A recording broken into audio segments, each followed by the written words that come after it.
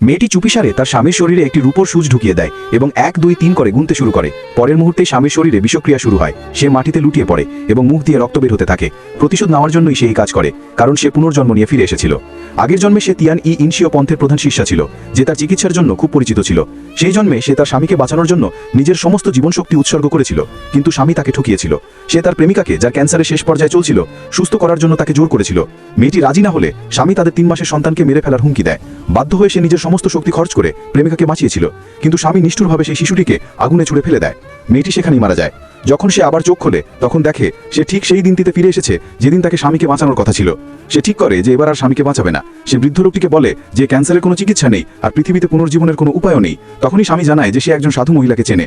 সেই প্রেমিকা ভেতরে আসে এবং ভান করে বলে যে সে মানুষের উপকারের জন্য বিনামূল্যে চিকিৎসা করে। মেয়েটি বুঝতে পারে যে এটি একটি ষড়যন্ত্র, যাতে সে বৃদ্ধ লোকটির বিশ্বাস জিতে স্বামীকে বিয়ে করতে পারে। তখনই সে দেখতে পায় যে স্বামীর মাথার উপর কালো ধোঁয়া উঠছে এবং সে বলে যে সে মৃত্যুর ছায়ায় আচ্ছন্ন, তার শক্তি ছাড়া সে মরে যেত। কিন্তু স্বামী রেগে গিয়ে তাকে বাড়ি থেকে বের করে দেয়। মেয়েটির মনে পড়ে 7 বছর আগে এই লোকটাই তাকে ক্ষুধার হাত থেকে বাঁচিয়েছিল, কিন্তু এখন সে নিষ্ঠুর হয়ে গেছে। যখন মেয়েটি চলে যাচ্ছিল, তখন স্বামী তাকে আটকায় এবং বলে যে তার প্রেমিকার ক্যান্সার মিথ্যা। তখনই মেয়েটি তার শরীরে মৃত্যুর শক্তি দেখতে পায় এবং বুঝতে পারে যে আগের জন্মেও তাকে ঠকানো হয়েছিল। সে বৃদ্ধকে সাবধান করে দেয় যে মিথ্যা আর লোভের ফল সবসময় ভোগ করতে হয়। মেয়েটির মনে হয় এই লোকটির আর বেঁচে থাকার কোনো অধিকার নেই, তাই সে তার শরীরে সূচ ঢুকিয়ে দেয়। স্বামী তাকে চড় মারে, কিন্তু সে চুপ থেকে আবার গুনতে শুরু করে 3 2 এবং পরের মুহূর্তেই বিষের প্রভাবে সে মাটিতে পড়ে যায়। প্রেমিকা ভাবে যে স্বামী অভিনয় করছে, কারণ তারা দুজনেই আগে থেকে পরিকল্পনা করে রেখেছিল।